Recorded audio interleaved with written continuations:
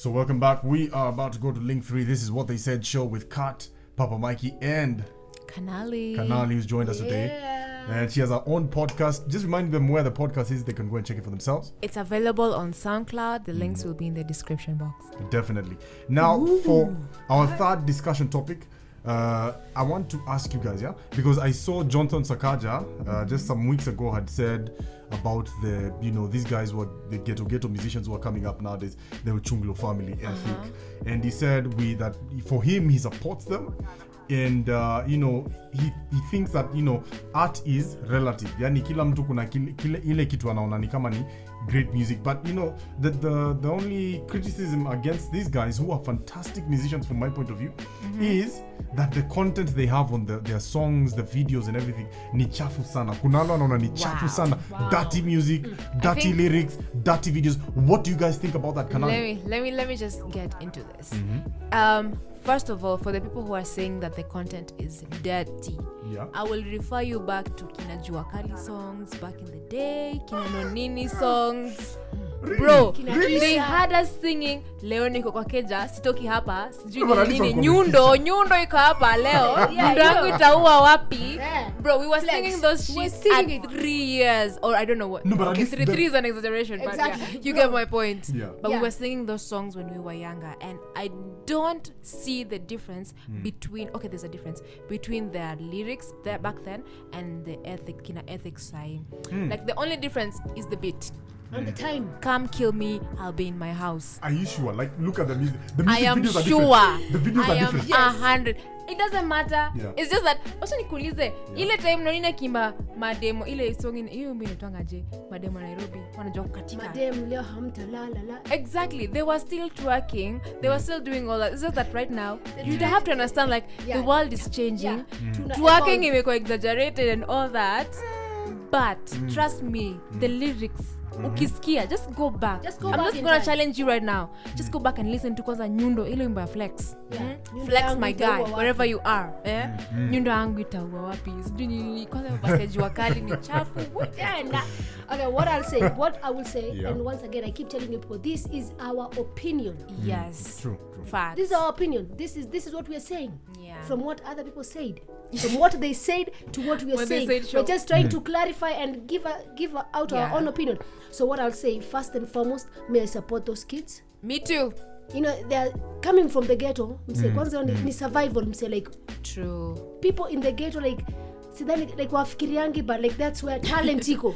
Like you may grow around poverty, so like you just think this is what the best thing that life can offer ni kukaa tu hapa Dandora or Kibera or something. But these kids may think outside the box. I have this dream and I'm going to make sure, like, and my dream will come true. And they are pushing it and they are pushing themselves the best way they know how. And for me, this is Kenyan trap. Unatoka hapa, unakaa, watch Cardi B press video, she's all naked. She is all naked. And then you're coming here to judge ethics just because of the optics. Come on, man, get serious, grow up and support our own young talent. They have a new sound and you have to acknowledge it. Just that kitambo ilikuwa hiyo kapuka and all that, but now the beat is different, same words. Go listen to it. So come fight me before I give my point. So you guys are okay with their music videos? Super okay. You're okay. If I can get featured, when you wanna feel manze, you do it. Ethics Ochungulo family, find me in my house. I'll be featured in a video. I don't know how to twerk, but I will. Ni sawa. But yeah. But I support them as coming from the place they grew up, like from what they saw and what they're doing. Say massive congratulations, guys. Massive. And wanaonesha watoi from the ghetto, like, this is not everything. This is not everything, man. You can have a dream and you can still live. You can still push it. You can still push it and become someone that you always wanted to be. Swat alisema je, janta ni janta. Dondo inamata. Exactly. I mean, I feel one. I mean, those who say about morals now to come is about the music videos, they have a valid argument. Yes, it's not an invalid argument. But for me, what I feel is these are some groups ambazo. These are some groups ambazo have come up. I love their sound. I love from an artistic and musically speaking point of view. It's different. It's unique. It's fresh. Very unique. And for me, yes, you can talk about the morals, but I think about yani art is something that's relative. Yani what you consider art, there's someone who can do a painting for you, you consider that painting shit. Someone else will consider that painting amazing. So for me, that's what I feel.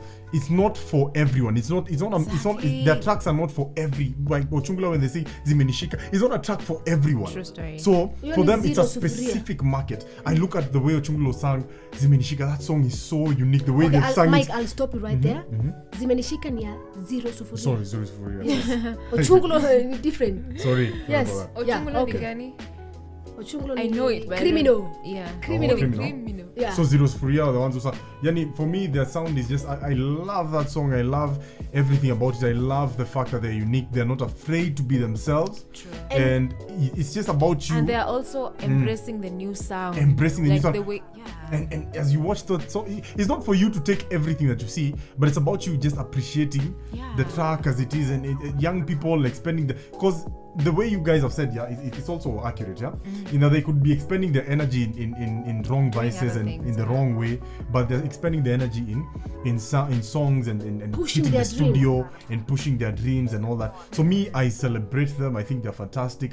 With Sakaja on that one, I love their sound. I love the fact that they're unique, they are raw, and they're just who they are. One thing I love about them, their video, they're proudly from the ghetto. They are proud of that. Si hadi hapa anaenda unatoka hapa sijui mnaenda wapi, unaenda sijui kwa gorofa somewhere in K1, Hurlingham wapi. Ucheki hapana, like this is what we have, this is what we have. This is what you get. Barabara haina lami, tunaimbia kwa barabara. This is what you get. Matakataka iko kando. Kwa shop ya movie ni hapo. Hapo ndo tutatokia. This is what I have. You know, this is what I have. And now ethics wako na very huge record deal. Au maboys wangeamua tu wakae home. Congratulations to you guys. Wangeamua tu wakae home na wa smoke weed vile SWAT anasemanga SWAT na matire. Wa smoke tu and then wakue low life, like they don't even make any change in the society. We wouldn't even know who they are. Like stop judging them and see these guys wanakuwa hope for the kids in the ghetto. And just to add before I throw this to Kanali, just to add on to what you're saying, I feel also like you look at them, they've come in and they've become viral instantly. Like they're coming in real as they are. Like you can see their music videos shot with a phone, done. We don't understand the type of work that you guys put in, but we appreciate it. But still, kila mtu ako na different journey and everyone has it differently. It's just up to us to take it, you know, as it is. Change is good. Mwache kuzoea the same, you know, sound, this exactly. What I can say is when you're watching the music video, don't just pick all the negative. Utafute tu makosa kila mahali. Exactly. Just see the positive. These kids are from the ghetto, like they're doing something beautiful with their lives. Why can't you see that and stop judging them? No, but let me ask you this. Let's also be real. Okay. So the way the music videos are, you're okay with younger guys watching that? You're perfectly okay. Bro, we are in a generation where we just can't hide everything, Maze. We can't. This is what they have. This is what they are bringing on the table, Maze. Take it or leave it. I think it's exactly what we were talking about. We were talking about with KAT earlier today about how we should not peg people who we see on the media as role models for our kids. Exactly. They should be our, you know, for those who have kids, you should be your own kids' role model. Tell them what's right, what's wrong. Yes, they'll consume the media, but wakwe in their minds, they know that this is right, this is wrong, this is what I'm supposed to do, this is what I'm not supposed to do. But Kanali, let me ask you this. Yeah. Even if your parent, you as a parent are supposed to be a role model, the truth is media is very powerful and more influential, even more so than your parent. Because let's face it, younger guys coming up, they spend more time on social media or on media more than they do with their parents. Yeah, true. So are you sure that the parent is capable of being a more powerful and impactful role model compared to media and social media? Can I say something? It just starts from you start grooming them while they are young. that will work. Trust me. Despite them watching music videos from Trust guys, me. listen. Let me tell you something. I'm sure like it will give both of you the answer we're looking for. Let me tell you something. When a kid is born, this kid does not know anything. Shit, yeah. You know, they know nothing.